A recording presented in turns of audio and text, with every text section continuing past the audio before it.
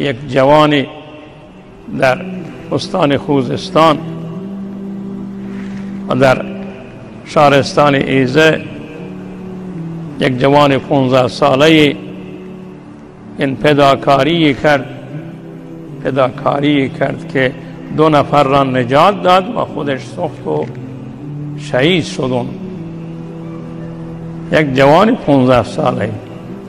باید ما اینطوری ایثار داشته باشیم، همونطوری به درد دیگران بخوریم. دیگان فداکار داشتیم، معلمی که در بلوچستان بچه های مدرسه را، معلم بلوچ نجات داد، خودش زیر دیوار رفت و شهید شد. اینا باید در کتاب های درسی، در تاریخ اینا نباید فراموش بشود. این جوان که جوان خوزستانی بود و این مصیبت را به پدر و مادرش، به همه عزیزان و به همه دانش آموزان تسلیت عرض میکنیم و میگم شجاعت و مردانگی و همدردی را از این جوان یاد بگیرید.